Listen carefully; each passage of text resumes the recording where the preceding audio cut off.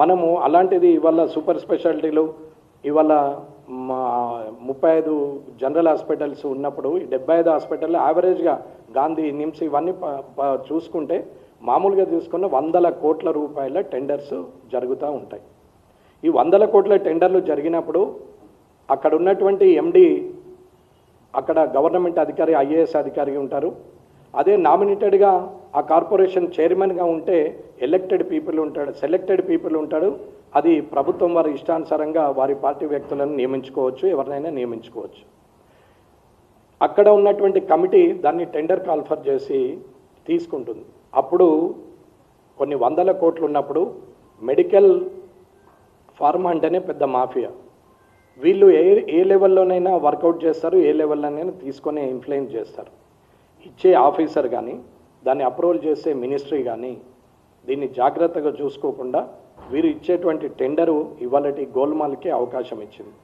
మామూలుగా expiry date మామూలుగా ఎట్లా ఉంటుందంటే ఇందులో చాలా మటుకు సర్జికల్ ఉంటుంది, కెమికల్ ఇంజెక్షన్స్ ఉంటాయి, మెడిసిన్స్ ఉంటాయి, లిక్విడ్ మెడిసిన్స్ ఉంటాయి, సాలిడ్ మెడిసిన్స్ ఉంటాయి, షెల్ ఉన్నటువంటి మెడిసిన్స్ ఉంటాయి. ఇవన్నీ కూడా number of companies, number of products, number of sellers ఉంటారు తీసుకోవడానికి, అమ్మడానికి. కాబట్టి గవర్నమెంట్ టెండర్ కాల్ఫర్ చేసినప్పుడు పెద్ద పెద్ద కంపెనీలు వస్తాయి. ఇవన్నీ కూడా వచ్చి టెండర్ కాల్ఫర్ చేసి తీసుకుంటారు. ఎక్స్పైరీకి ఏ మందైతే ఎక్స్పైరీ ఉంటుందో అంటే ఫాస్ట్ మూమెంట్ ప్రోడక్ట్ అంటే మనము షెల్ఫ్ లైఫ్ అని అంటారు. షెల్ఫ్ లైఫ్ ప్రోడక్ట్స్ అంటే ఫాస్ట్ మూమెంట్ ప్రోడక్ట్లు. ఇట్లా మందుల షాప్లకు రాగానే అట్లా వారం 10 రోజులలోనే వెళ్ళిపోయేటివి ఉంటాయి. 1-2 నెలల లోపల మ్యాక్సిమం వెళ్ళిపోతాయి. కానీ వాటికి 6 మంత్స్ టైం పెట్టి వారు పర్చేజ్ చేయాలి ఫాస్ట్ మూమెంట్ ప్రోడక్ట్. దాన్ని తీసుకున్నప్పుడు స్లో మూమెంట్ ప్రోడక్ట్ కూడా ఉంటుంది. స్లో మూమెంట్ ప్రోడక్ట్కి at least 2 years minimum expiry date ఉండాల్సిన అవసరం ఉంది. కానీ ఇవాళ వీళ్ళు టెండర్ ఎప్పుడు చేశారు, ఎప్పుడు పర్చేజ్ చేశారు, పర్చేజ్ చేసినప్పుడు ఎక్స్పైరీ డేట్ ఏంది, మ్యానుఫ్యాక్చరింగ్ డేట్ ఏంది, మార్కెటెడ్ బై ఎవరు, ప్రొడక్షన్ చేసిన కంపెనీ పేరేంటి, ఇవన్నీ చూసుకొని చేయాల్సిన అవసరం ఉంటుంది. దీంట్లో మళ్ళీ 3 రకాలు ఉంటుంది. ఒకటి ఎథికల్ ఉంటుంది, రెండోది జనరిక్ ఉంటుంది, మూడోది పీసీడీ ఉంటుంది. ఇవన్నిటికీ బల్క్ డ్రగ్ సేమే, కానీ మూడింటికి డిఫరెంట్గా ఉంటుంది కాస్ట్. కారణం ఏంటంటే ఎథికల్ దానికి మ్యానుఫ్యాక్చరింగ్ ఉంటుంది, మార్కెటింగ్ ఉంటుంది, మళ్ళీ తర్వాత దానికి డిస్ట్రిబ్యూటర్స్ ఉంటారు, మళ్ళీ మెడికల్ షాప్స్ ఉంటాయి. కానీ అదే ఎథికల్కు మన జనరిక్స్కి వచ్చేసరికి డైరెక్ట్గా బల్క్ డ్రగ్ ఒకరిస్తారు, మార్కెటెడ్ బై అని వేరే వాళ్ళు పెట్టుకుంటారు. డైరెక్ట్ వచ్చి అక్కడ రిప్రజెంటేటివ్స్ అనేటవాళ్ళు ఆ సిస్టమ్ ఉండకుండా డైరెక్ట్గా డాక్టర్ దగ్గరికి వచ్చి మాట్లాడుకొని చేసేస్తారు. మూడవది పీసీడీ ఉంటుంది. దానికి ఏం లేదు, మ్యానుఫ్యాక్చర్ మన ఇష్టం ఉన్న పేరు మీద మ్యానుఫ్యాక్చర్ చేయించుకొని అది తీసుకొచ్చి బయట అమ్ముకోవచ్చు. ఇలాంటిది బల్క్ డ్రగ్ సేమ్ అయినా బల్క్ డ్రగ్ అప్రూవల్ ప్రకారంగా క్వాంటిటీ సేమ్ ఉండదు. ఇది నేను తెలుసుకొని అన్నీ తెలిసి చెప్తున్నాం, నాకు ఎక్స్పీరియన్స్తోనే చెప్తున్నాను.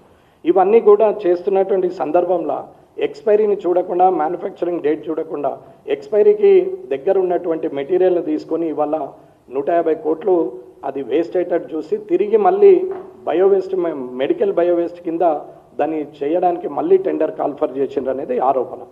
కొనడం నియరెస్ట్ ఎక్స్పైరీ అని, అది 150 కోట్లని, అది మళ్ళీ తిరిగి దాన్ని టెండర్ కాల్ఫర్ చేశారు 5 కోట్ల రూపాయలకు అని చెప్పేసి ఆరోపణ ఉంది. ప్రభుత్వం వరకు నేను చెప్పేది ఒకటి, ఇది ఆరోపణ నిజమా, నిజమైతే మీ రియాక్షన్ ఏంటి, ఆరోపణ అయితే మీరు ఎక్స్ప్లెనేషన్ ఏంటి అనేది నేను అడుగుతున్నాను. కాబట్టి ఇప్పుడు ఇట్లాంటి బయోవేస్ట్, మెడికల్ బయోవేస్ట్ చేయాలంటే మామూలుగా అంత ఈజీగా కాదు. మనము ఇంట్లో ఉన్న చెత్తను, వేస్ట్ను బయటపడేసినంత, వెట్ అండ్ డ్రైని బయటపడేసినంత ఈజీగా కాదు బయోమెడికల్ వేస్ట్ అంటే. దీంట్లో ఇంజెక్షన్స్ ఉంటాయి, సిరంజీస్ ఉంటాయి, అట్లాగే లిక్విడ్ కెమికల్స్ ఉంటుంది, అట్లా మెడిసిన్స్ అన్నీ కూడా కావాలంటే కంటామినేషన్ పెరిగిపోతుంది. భూమిలో బతిపెట్టినా కంటామినేషన్ అవుతుంది, దాన్ని బయటపడేసినా ఎయిర్ కంటామినేషన్ అవుతుంది, లోపలేస్తే వాటర్ కంటామినేషన్ అవుతుంది.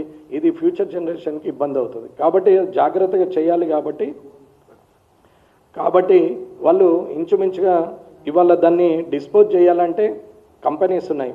రామ్కీ ఇన్ఫ్రా అని ఒక కంపెనీ ఉంటుంది, యాంథోనీ వేస్ట్ అని చెప్పి ఒక కంపెనీ ఉంటుంది. ఇవి నేషనల్ మార్కెట్ అంతా యాంథోనీ వేస్ట్ అనేది. ఇలా ఒక 5-6 కంపెనీలు బయో వేస్ట్ ఏదైతే ఉంటుందో, మెడికల్ బయో వేస్ట్ ఏదైతే ఉంటుందో దీన్ని వాళ్ళు తీసుకెళ్ళి ఒక 30, 40, 50, 100 ఎకరాలు వారు తీసుకొని ఎక్కడో ఒక దగ్గర వాళ్ళు ఈ ప్లాంట్ పెట్టేసి ఏది ఎట్లా చేయాలనో సాగ్రిగేట్ చేస్తారు, ప్లాస్టిక్ వేరు చేస్తారు, గ్లాస్ వేరు చేస్తారు, పైప్స్ వేరు చేస్తారు, ఇవన్నీ వేరుగా చేసి సాగ్రిగేట్ చేసి అది వేస్ట్ చేయాలి. అటువంటి దానికి మళ్ళీ 5 కోట్లు అంటే 150 కోట్లు ఇందులో పోయింది, 5 కోట్లు అందులో పోయింది. నేను ఇప్పటి వరకు అనేది ఏంటంటే ఒక మామూలు వ్యక్తి ఒక అమాయకుడు వచ్చి లేనివాడు వచ్చి గవర్నమెంట్ హాస్పిటల్లో ఒక పారాసెటమాల్ కావాలంటే దొరికే పరిస్థితి లేదు, ఒక డెలివరీ కేసు వస్తే గ్లౌజెస్ ఇచ్చే పరిస్థితి లేదు. ఇది ప్రాక్టికల్గా నేను నా ఏరియాలో చూసిందే చెప్తున్నాను. 1-2 సార్లు కొనుక్కొని పోయి వాళ్ళు మళ్ళీ డెలివరీ చేయించుకున్నటువంటి సందర్భం.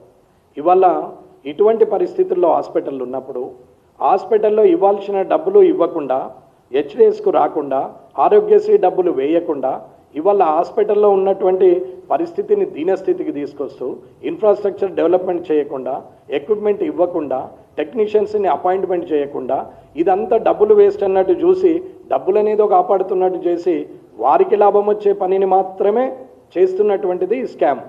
ఈ స్కామ్ ఎవరికి ఉపయోగపడుతుంది? ప్రజలకా, రాజకీయ నాయకులకా? అధికారులకా, రాజకీయ నాయకులకా? ప్రజలకైతే ఏమాత్రం ఉపయోగపడదు కదా. మరి ఇందులో ఎవరు భాగస్వాములు?